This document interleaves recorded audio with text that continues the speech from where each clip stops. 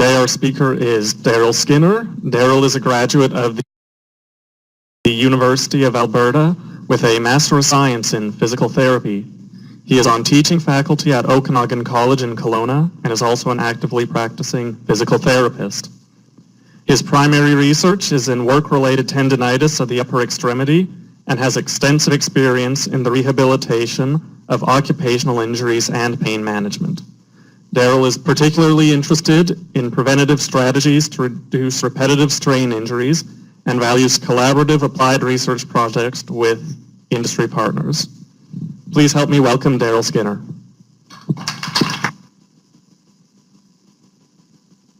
Thank you very much.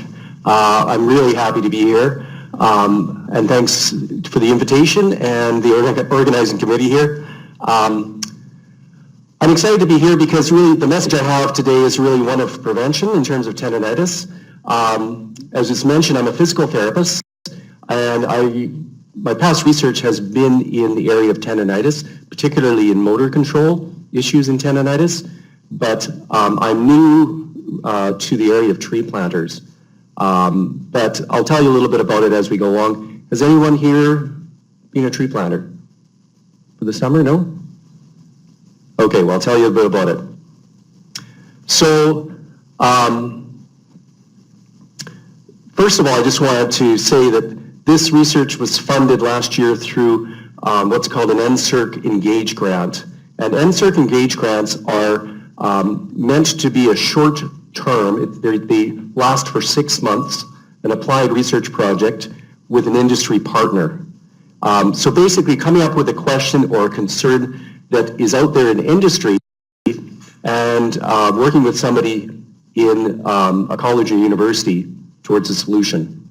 So it's kind of an interesting grant to be aware of because it's very applied in terms of its practicality. So myself and Mike, who is also another physiotherapist, we had a chance meeting through a friend. My background was tendinitis, and Mike's background as a physio, he treats almost entirely tree planters.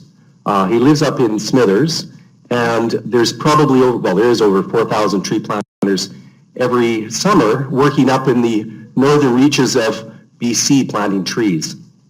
So when I met Mike and he started explaining a little bit about the physical demands of tree planting, I asked him, what's the most common injury that you see? So that would be a suitable place to start. And he said it was decurvains tenosynovitis, which is tendinitis of the thumb tendons as they come around the radial side of your wrist. A large number of tree planters will develop that within the first 3 to 4 weeks of the planting season. Planters plant about 2,500 trees a day, or about 1 every 4 seconds. So highly repetitive. They're paid by the tree. So when you look at, in terms of the risk factors for tendinitis, it's sort of like the perfect storm.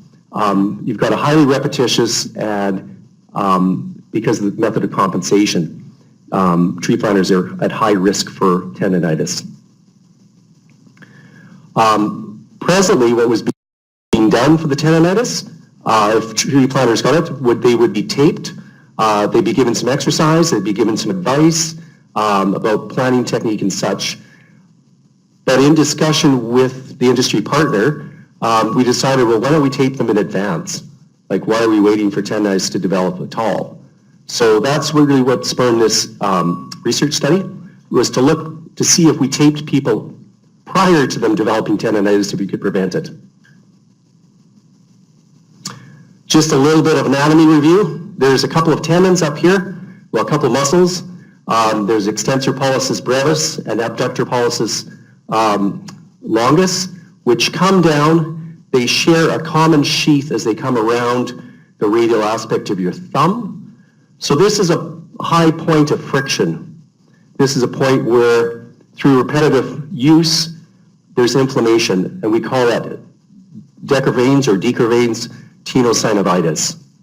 So this is a condition that we were looking at to try to help prevent. So the research question was, could prophylactic taping be used to help prevent decurvain tenosynovitis in this highly vulnerable population? I found it really interesting because I certainly had never tree planted, and we went up to 4 very remote tree planting camps. Excuse me. We drove out, and we actually slept at a couple camps. We ate with the campers, with the planters, and really, it's an interesting group because they come from really diverse backgrounds, and they're working really hard to reforest our forests. So we went out, I wanted to go to a cut block to see some of the planters actually planting, to look at sort of the physical demands analysis of what's involved in planting. But one thing I was really struck with is the camaraderie between the planters. So to begin with, I thought, well, we could do a case study or maybe a case series or something like that. But Mike said, oh no, we'll get lots of tree planters signing up for this. Why don't we just jump to a randomized control trial? So we went out to 4 camps and we recruited 113 planters. Of course, we went through informed consent, and then they were randomly assigned to either the taping group or the control group. There's standardized testing done for all individuals. Some of these tests are standard physio tests. There's a test called Finkelstein's test, which simply involves adducting the thumb and then bringing it towards your little finger. That's been the gold standard for many years for presence of decurvain tenosynovitis. 4 planters, and this was a surprise to me, were excluded before the testing started because they came to camp with signs of tendinitis. So I suspect that this is tendinitis that hadn't cleared up from the previous year. So the importance of this research study is not only to prevent acute tendinitis, but hopefully to prevent chronicity as well. So if you never have the condition to begin with, then it's not going to go on to becoming chronic. I've been a physio for quite some time, and I know that once it's established, it can be a very persistent long-term problem.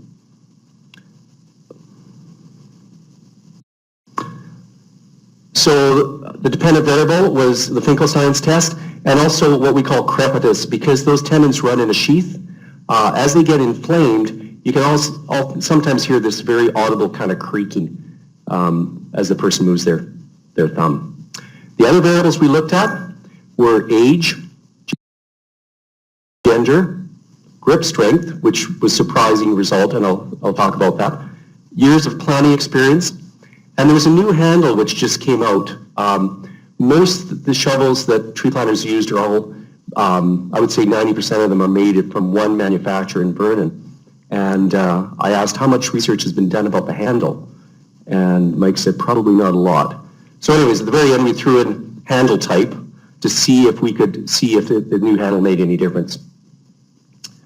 So they were randomized into 2 groups, the taping group, the non-taping group, or the control group, which received the usual care, and they were taped if they developed symptoms.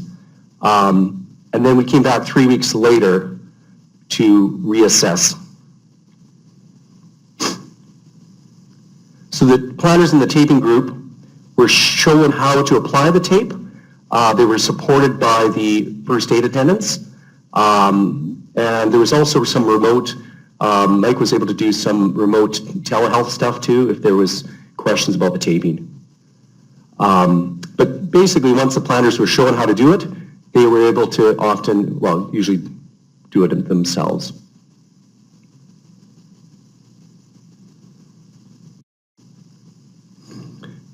So when it came back, there was, due to some exclusions and dropouts, some people had quit in those 3 weeks.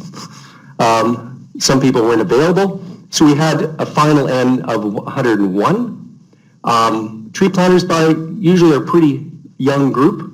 They're about 17 to 37, and the median age was 22. And most had about 2 years of planting experience. It's the only occupation, it's so physically demanding that when people come back for the second year, they're called veterans. So it's the only job I know you could be a veteran after 1 year of work. There was an equal distribution of males and females in both groups, and there was no statistical years of planning experience. So they seem to be a well-matched group. And this is really the results. In the taping group, there was 2 people that developed decurvain tenosynovitis despite the taping. But in the other group, there was 11. So in the control group, there was 11 people that developed it in the first 3 weeks. So fairly significant difference between those 2 groups. Well, there was a significant difference. One of the results too, and this hadn't been previously documented either in the literature or in the first aid reports. Everyone I talked to said, oh, this tendinitis is very common, but there was nothing in the literature to say really what the incidence was. We just knew that it was a common complication. First aid notes would just say sore wrist. So we were able to confirm that about 20 or 22% of planters within the first 3 weeks, at least based on this study, would develop tendinitis. So that was helpful even in itself to know what the incidence of the condition is. Maybe I'll just mention here as well, some studies have shown that up to 90% of tree planters will have some kind of work-related injury in their career. So highly physical and high incidence of injuries. So basically the planters that didn't tape were about 5 times more likely to develop decurvain tenosynovitis. There was no effect for gender. Didn't matter whether you're male or female, you were no more likely or unlikely to get tendinitis. The crepitus, there was only 3 people with clinical signs of crepitus. And I think that's important because crepitus really occurs in chronic cases of tendinitis. So things that are left untreated will tend to develop tendinitis, whereas these planters were getting treatment right away. So then we looked at experience. First year tree planters with 1 year experience were the most prevalent group to develop tendinitis. And unlike most of the conditions that we tend to see that go up with age, the incidence actually drops with age of tendinitis in this group of tree planters. So that suggests that perhaps experience and learning how to plant was important in terms of preventing the condition. There was only 1 planter over the age of 24 that developed tendinitis.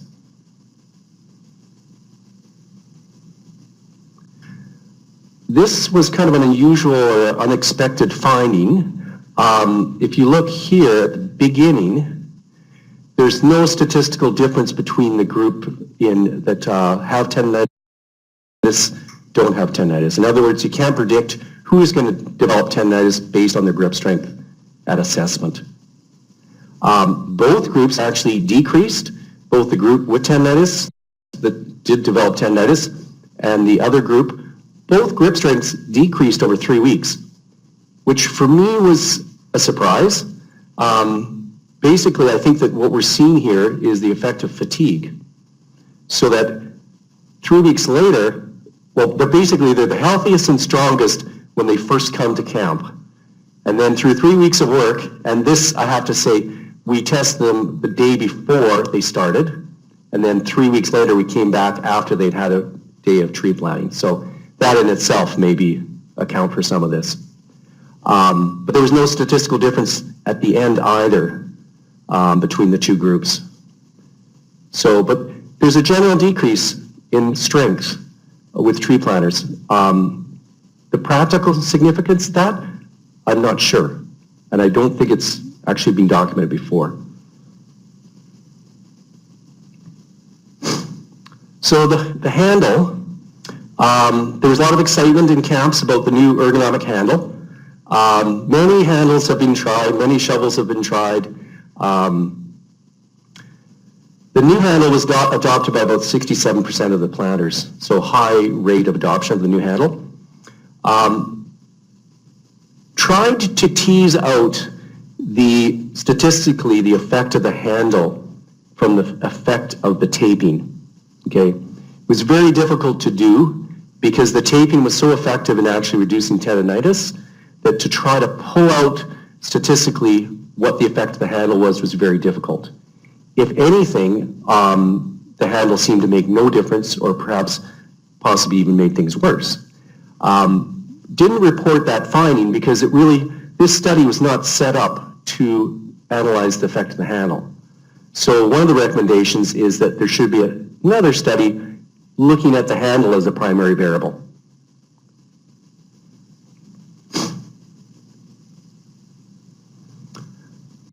So the nice thing about this approach is that it's very practical. It's a roll of tape. You can teach the planter how to do it. You can the person can apply the tape themselves. It's adaptable to every individual and every body type. There has been in the past braces tried, but they've been very impractical because the planter couldn't get their glove on. So there's been many different things that have been tried, but the beautiful thing about the taping is that the planter can use it, they can adapt it to their own body type and technique. People were also instructed on, sorry, we're getting some feedback, education on technique and other preventative strategies. So actually, I had two students working on this project as well. One of the students did a paper on possible mechanisms by which the taping helps. Obviously it helps reduce the incidence, but thinking about the mechanism by which it might reduce it, I kind of think of it in three different models. There's the mechanical model, the biological model, and the neurological model. The mechanical model, or the mechanical model, is simply that it stops your wrist from doing what we call ulnar deviation. So simply by restricting that motion, that tendon is not getting as stressed. Excuse me. So I should mention actually, with the planting technique, when planters put their shovel first into the ground, they will often do what's called a C-cut, which means that they ulnarly deviate their wrist in order to open the ground to put the tree in. So that seems to be the initiating kind of factor ergonomically, is having that ulnar deviation. So the taping restricts ulnar deviation, so the tendon is not stretched to the same degree. So simply a mechanical thing. The other thing is a biological model. So by limiting the stress on that tendon over the first 3 to 4 weeks, there's going to be adaptive changes within the collagen of that tendon. So it's what we term relative rest. So it allows that tendon to go through some adaptive changes in the tendon itself. And then the third one is with movement, with any movement we do, we're laying down motor pathways. So by not allowing this movement to occur, they're actually learning a new technique neurologically. They're developing a motor pattern that is more conducive to limiting tendinitis. So that would be like the neurological model. So myself and Mike, actually 3 weeks ago, we went to the Western Forestry Contractors Association, which is a meeting every year of all of the silviculture workers and the tree planting companies, anyone involved in the forest industry. And we made this recommendation.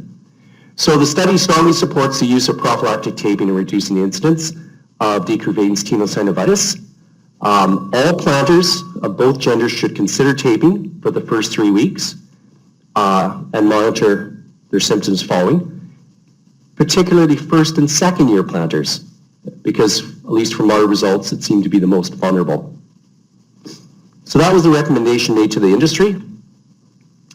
The next step really, I'm working, I just recently put another NSERC grant in, another NSERC Engage grant, to go up to Prince George, which of course is a hotbed of tree planting, to the College of New Caledonia has research forests, and they heard about the research on the tendinitis, and they'd like to implement it with the planters in their research forests. So the plan would be to tape all planters who are willing, going through the informed consent. So we would tape all planters and then look at the incidence. And I would suspect that we would see much below 20%. I would hope to be seeing like below 10%, maybe below 5%. So it would just help validate the practice recommendations we made to the industry. So we're looking for a sample of about 85 to 100 planters that we would tape over this spring. The other thing was looking at the handle, approaching the company that makes the shovels and seeing if they're interested in actually trialing like a research trial for their shovel handle, or if they're looking at different kinds of shovel handles. And then there's a whole raft of other injuries that tree planters get. This is the most common early season, but with tree planters, they go through a number of different injuries and conditions throughout the whole year. Another thing that they often will have is tree-sided upper thoracic pain, because on the tree side, they have to reach down, protract their shoulder, and rotate their upper thoracic spine. So they will often develop tree-sided upper thoracic pain that's likely related to some of the rib joints. So there's another research study.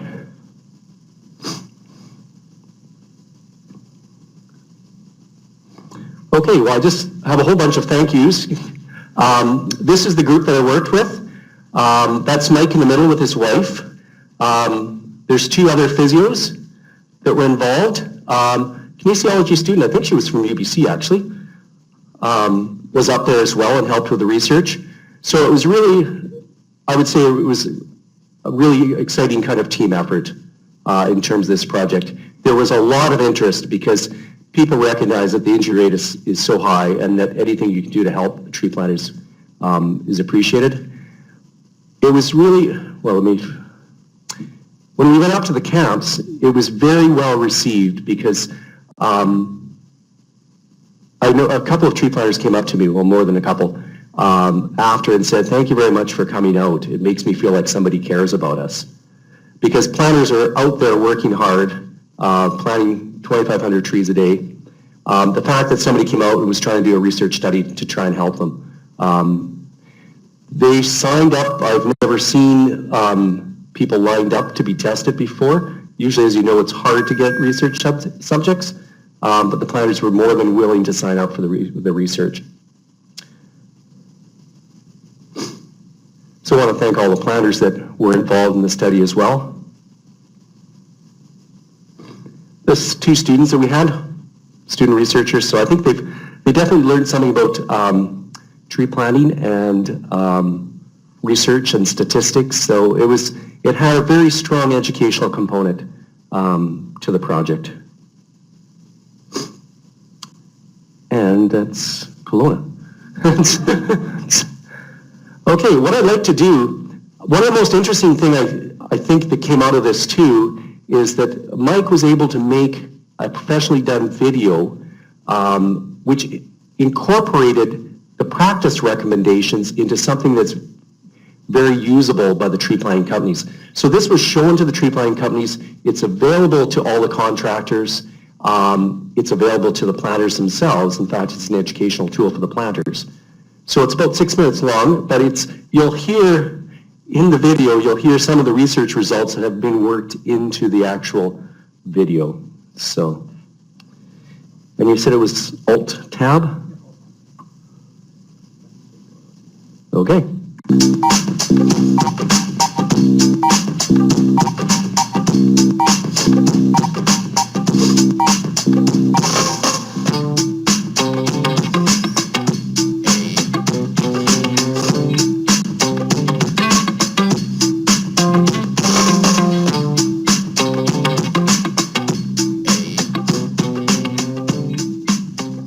Tendinitis, or tendo, is the most common issue faced in the first month of planting. There are three common types of tendo: thumb-sided tendo on the shovel side, back of hand tendo on the shovel side, and tree-sided tendinitis. Tendons are like the body's rope. They connect muscle to bone and transfer force to create joint movement. Tendons like to work in straight lines. At points of friction, tendons are wrapped in a protective sheath that provide lubrication and allow smooth movement. When tendons are loaded in long positions or made to work around a corner, they become irritated, leading to inflammation, swelling of the sheath, and pain. Inflammation causes the creaking sound that planters with tendo may experience with movement. In the first month of planting, approximately 20% of planters will experience tendinitis on the thumb side of the shovel hand. Bad. When opening holes, especially in rocky ground, planters often deviate the wrist outwards to twist the shovel. This causes the tendons of the thumb to work around a corner in a long position. This elongated tendon position can also be seen with a C-cut action. Good. Maintaining a straight neutral wrist position keeps the tendons working in a straight line. This thumb-sided tendinitis can also occur on the tree side, associated with the same repetitive movement, seen when tearing flagging tape, grasping trees, or when hand closing. A recent study demonstrated that a planter can reduce their risk of shovel-sided tendinitis by 5 times if they use tape as a preventative measure to unload the tendons by limiting this movement. We know that tendons don't like corners. If a planter drops their wrist into extension when opening a hole, the tendons on the back of the hand are forced to work around a corner. This causes an irritation of the tendons, leading to tendinitis. Back of the hand tendinitis most commonly involves the ring and little finger. Bad. Over-gripping the shovel and allowing the wrist to drop into extension makes the tendons work around this corner. Good. Loosening the grip on the shovel and keeping the wrist in a neutral or straight position reduces the load on the tendons. Tree-sided tendinitis. Sticking your hand in the ground thousands of times a day. It's just not ideal. There are different varieties of hand closing that can be broken up into 3 main techniques: the twist, the punch, and the scrape and poke. Risk is about exposure. There is no ideal way to hand close. The key is to spread the load by varying your technique and optimizing your wrist, hand, and finger position. Bad. Excessive deviation of the wrist and index finger when using the twist technique. Better. Keep a neutral hand and index finger position and push with a straight wrist. Bad. When punch closing, letting the wrist roll over into an over-flexed position. Better. Keep the wrist straight and avoid over-flexing. Bad.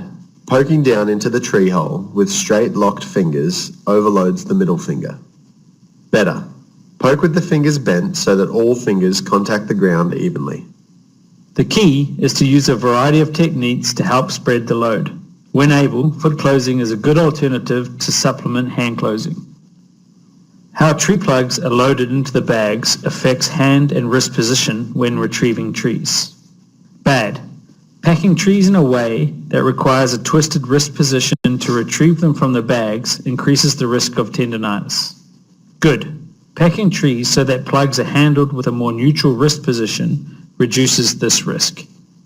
Tendons require lubrication. If a planter becomes dehydrated, they increase their risk of tendinitis. Planters sweat. They sweat a lot. On average, a planter will lose 6 to 8 litres of water through sweat and respiration.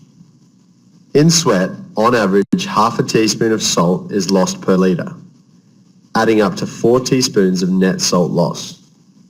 This is seen as the crusty white buildup on t-shirts and head bandanas.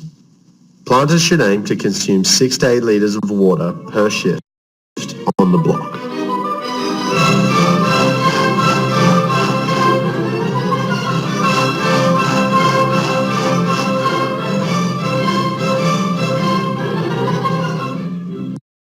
To effectively rehydrate, the salt lost needs to be replaced. This can be achieved through salted water at a ratio of half a teaspoon per litre or through dietary intake. Cold and wet conditions increase the risk of tendinitis. planters need to warm up to get blood flowing to the muscles and tendons at the start of each day. There are a variety of resources available for warm-up and stretching exercises. Weak muscles and tendons that are not conditioned to load are more likely to develop tendinitis. Preparing for the tree planting season by doing strengthening exercises helps to prepare the tendons for the stress of tree planting. Resources like Fit to Plant are great tools. Fit, strong planters plant more trees per day, plant for more days in a season, and make more money. Be ready and be fit to plant. It's a bit shallow. Don't J-root on that stump. I was a leaner over there.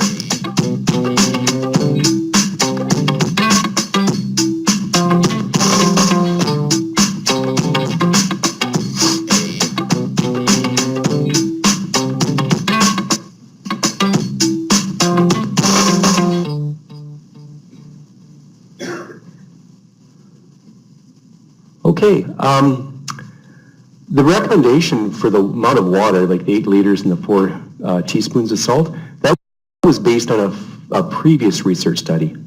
I think most of us don't need to supplement our salt during the day, but tree planters go through so much water and sweat that they actually need to have salt. Their calorie output too, like they usually eat about 4,000 calories a day. So when you go to the tree planting camps, they fill your plate up about this big. So anyways, I don't know if that makes any of you guys want to go tree planting for the summer. But I'm just opening the floor to questions.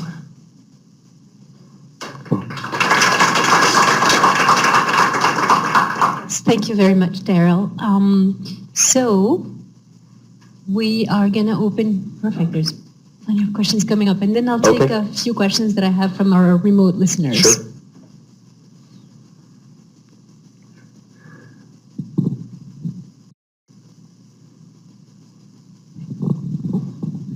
That was really visual. The knowledge translation piece was just beautiful. Thank you.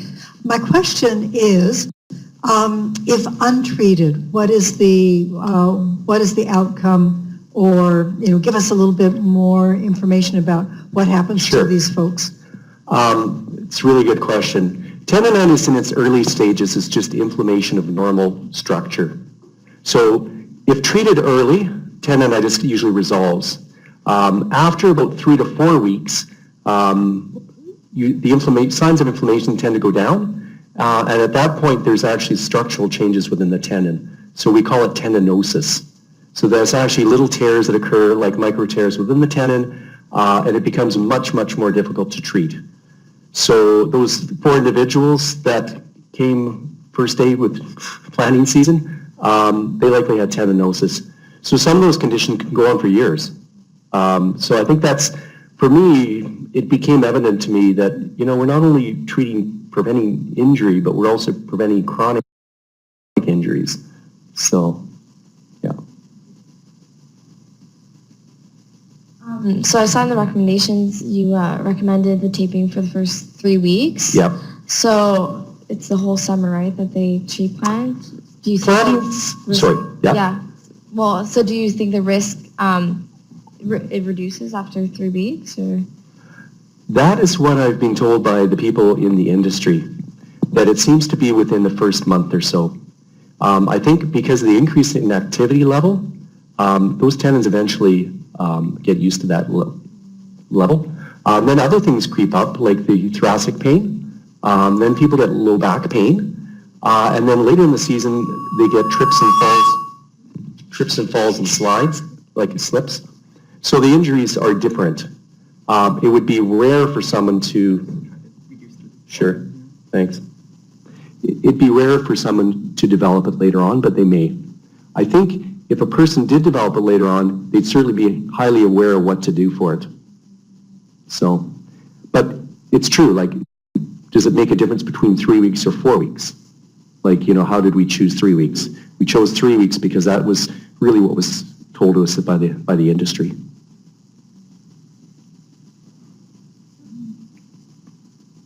Thank you very much. Very interesting. I came a few minutes late, so I might have missed this, so my apologies. You mentioned both the shovel handle and the taping, and I'm trying to understand if those two things happen in the same season that you were studying, and you thought you couldn't tease out the effect of the shovel, but I'm left wondering how you were able to tease out the effect of the taping if both things happened at the same time. No, I know what you mean. I guess when you look at the control group, I mean, even though it was a smaller group, and we looked at the effect of the handle for the control group that didn't have the taping, that's where we tried to find if there was an effect for the handle. Because true, like in the taping group that have the new handle and the taping, but a lot of these applied research studies are not perfect, right? We're doing this. The control group had the new shovel. The control group had the new shovel handle. Well, 67% of planters had the new shovel. Okay. So it's true, we didn't control for the handle. It was kind of a variable that was thrown in at the very end because the new shovel was coming out and planters were using it, right? So we thought we should at least track it. But I realized quite quickly that if the study's not set up as that as the primary variable, then it's very hard to really look at the effect of it.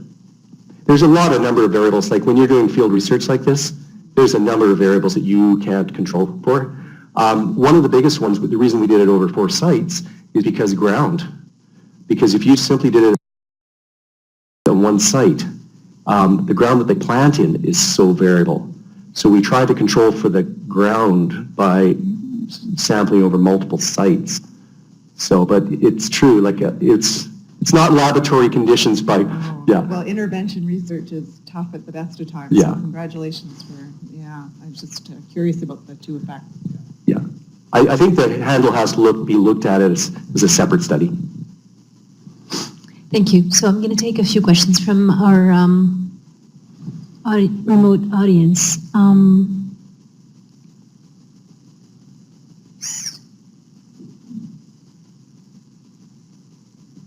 So there's a lot of people are commending the fact that the video was really helping understand the type of injuries and lesions that happen.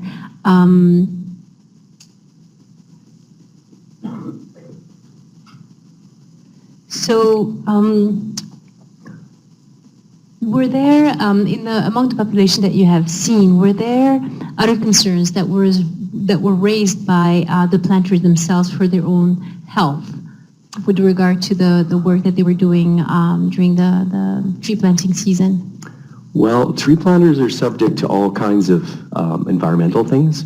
As you probably know, they have to work in all conditions. It happened to be a particularly late season. And because of the cold weather, it was thought that the incidence of tendinitis might have been higher that year, just simply because of the weather situation. They're also prone to tick bites, bear attacks, all kinds of things, right? So they're out working by themselves. I'm not saying that they get attacked by bears, but they're working in a environment, right, a natural environment. So there's all kinds of other risks associated with that as well. Sunburn, it's a big one. The gloves that they use is another one, because now a lot of people will use those nitrile gloves, you know, but if they develop a blister or a cut, it's kept moist all that time. And so they develop, you know, infections and things like that just from the gloves. So pokes in the eye, like with sticks and things like that. There's a whole host of things that can happen. When you go out to a cut block, you'll see that very uneven ground. They're often working on a hill. They're having to step over deadfall, and they're planting a tree every 4 seconds. So when you watch the planters that are really working fast, they're planting a tree, but they're already looking at the next spot that they're going to plant a tree. There's another interesting condition. Sorry, you're talking about different conditions tree planters get. There's a thing called Christmas toe, and you saw the foot closing that some planters do. If you do too much foot closing, you'll develop a neuralgia of your big toe, your gray toe, so it becomes numb. The reason it's called Christmas toe is because it takes till Christmas to go away. So there's a whole bunch of things that can happen to tree planters. Actually, that makes me have my own question, because it's we have had here some research that was done on tree planting and exposure to pesticides and metals. It was a master's research project that turned into a really beautiful piece of science-based evidence. But when I hear you talk about all of these possible ergonomic type injuries, my question is, what type of training do you think that these these are transient workers who are, because of the nature of their work, a vulnerable population, right? Transient work, they might come and go. What type of training are you aware of? Well, actually, I am, because Mike and I, when we went out to the tree planting camps, it was we did the research study and collected data, but Mike would give an evening talk around the fire about injury prevention. So there was a very much an emphasis on injury prevention. He is able to Skype with tree planters and help them in that sense. And things like this video are going to help in terms of training. There's resource packages that are left. The next step really in terms of validating the practice recommendations, but there's also that knowledge transfer part as well. So educating the companies and the first aid attendants in these preventative strategies. So the other thing, we would also triage people when we were out there as well. So we would see, we're both physiotherapists, but Mike would, see them as well. So there was people being treated, there was education, and there was research all going on.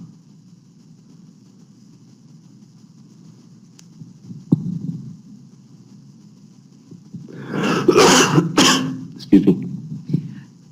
So completely changing questions, and I should say up front, I'm quite interested in gender differences in occupational health experiences. I looked at that in my research.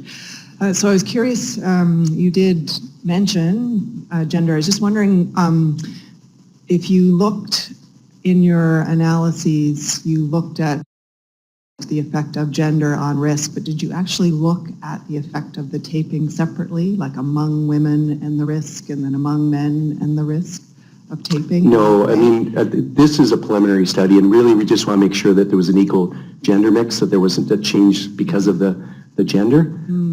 With the tree planting group, it's almost 50-50. Like when you go to camps, it's almost 50-50. And I was told very early that women plant just as many or more trees as men, really in terms of production, things like that. But we just wanted to see if there didn't seem to be any effect for gender in terms of who developed tendinitis. Right, so you looked at gender as a risk factor for developing exactly. tendinitis? Okay. Yeah, it was equal. Like, I think it's just the repetitive nature of the job. We can chat afterwards. I'd be curious about just stratifying that analysis to tease out, because I think if I understand, these women tend to have more repetitive strain injuries, as I understand it from the literature, in work-related situations. So it'd be interesting to look at that. Thanks. Sure.